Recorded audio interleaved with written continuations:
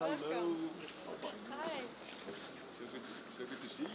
Good to see you. Hello.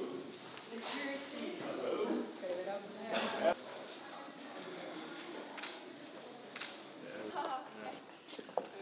so I remember when I was in 27 Manchester.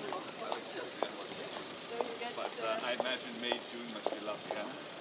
Well, Kaya, thank you very much for this very warm welcome. It's a real pleasure to be able to visit Estonia and Tallinn. It's a trip we've been planning for quite some time, and I think indeed it is appropriate to come this year because, as you pointed out, we are marking the centennial of our diplomatic relations. We have excellent prospects to develop and give a new impetus to our already very good bilateral relations. You're right to point out that we have lots of things in common. We sit on the external border of our union. We're maritime states. We both face challenges from larger neighbors to our east, and of course we share the same values, the same beliefs in a rules-based international order. As you pointed out, there's lots we can do to cooperate in fields such as digital transformation. I must tell you that I was inspired by the Estonian model when we designed our own Ministry of Digital Governance, and we have been, very successful in dramatically changing the way Greek citizens and businesses interact with the state, with over 1 billion digital transactions taking place over the last year, and a lot of progress made in numerous digital applications, for example, digital prescriptions and applications around healthcare. You are leaders when it comes to e-government, and we're looking to further deepen that collaboration to the benefit of both our countries. And of course, to also focus on areas of cooperation when it comes to high tech. We have a booming high tech ecosystem in Greece, and I know you've done tremendous things here in Estonia. So I would also like to send a message here from Tallinn that if your companies are looking to expand in Southeastern Europe, Greece is really the place to be and to do business.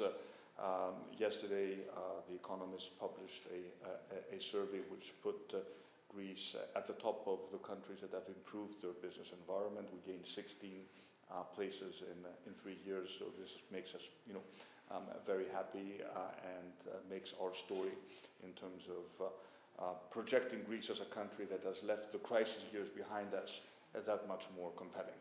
But of course, we wish we would only be discussing issues such as digital transformation, but there's a war on our continent, and this will take up a significant amount of our discussions.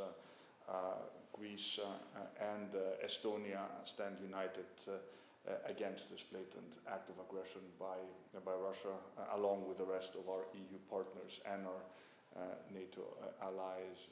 We are, particularly committed to a rules-based international order. We cannot conceive of the fact that anyone in our continent would like to change our borders by force. Hence, we have committed ourselves to continue to provide Ukraine with all the necessary support, and this also includes military support in order for the brave Ukrainians to defend themselves as effectively as possible. And let me also join my voice to what the Prime Minister said in terms of condemning the indiscriminate attacks that took place as recently as yesterday against the Ukrainian infrastructure, causing not just the death of innocent civilians, but also the destruction of infrastructure that is absolutely critical in order for Ukraine to maintain its electricity supply and to keep warm during the winter.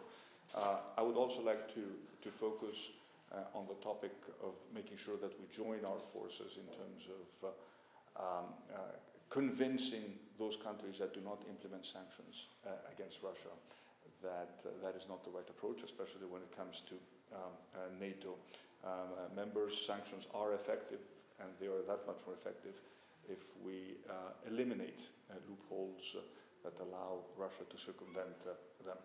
I had an opportunity to brief Kaya on the situation in the Eastern Mediterranean and the continuous tensions provoked by Turkey in the Aegean through actions and rhetoric that unfortunately undermine the regional stability and security of the whole region. I would like to thank Estonia because they have always supported our positions at the level of the European Council. I will keep reiterating that there is only one way to resolve disputes.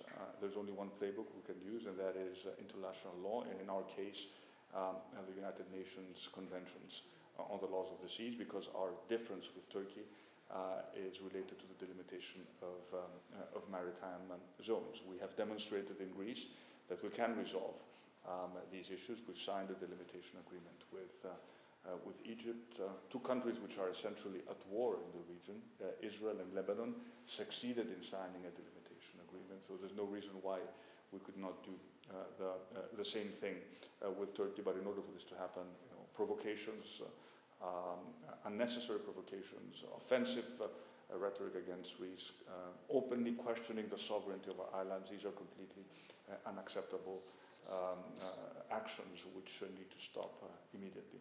We also have a common interest in terms of cooperating when it comes to migration, because we sit on the external borders of the European Union, and I think we always need to condemn states that openly weaponize migrants in order to gain geopolitical leverage. And of course, last but not least, we are cooperating very closely with Estonia in terms of addressing issues such as the cost of living and in particular the high cost of energy. All our governments are struggling with this problem, and we understand the pain that is incurred upon our citizens. There are never easy solutions to these complex problems, and I think in all of our countries we face populist oppositions that promise the moon to voters without understanding that if the solutions were so easy, they would have already been implemented. Having said that, Greece, and the same is also happening in Estonia, is systematically supporting businesses and households in order to reduce the impact of the high cost of energy. But we need a European solution. We've discussed this at the level of the Council. Now is the time for our ministers to agree in order to impose a limit to the wide fluctuations in the prices of gas that will allow us to have more predictability in terms of our long-term energy policies. And of course, speaking of long-term energy policies, Greece is a leader when it comes to renewable energy. We'll be at COP27 in a few days discussing how the penetration of renewables is so important, not only to fight climate change, but also for geopolitical reasons. If we want to break our dependence on imported fossil fuels, we need, in the short term, to make sure that we get gas from other sources. Greece is a leader in terms of building LNG infrastructure to supply not just our country, but the whole region.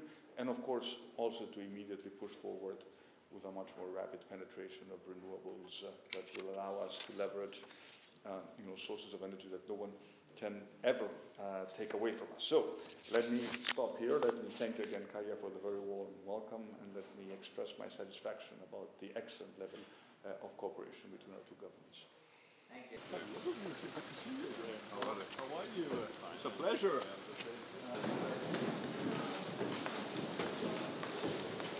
I'm really happy to see you here. Welcome. Thank you. Parliament before the Prime Minister period, and about 9 years I was here as a deputy speaker. And you have 100 and one member, 100. As somebody pointed out, one more Yeah, 100. than your neighbor. Yeah. That's right. Exactly in Latvia they have 100. Yeah. Me.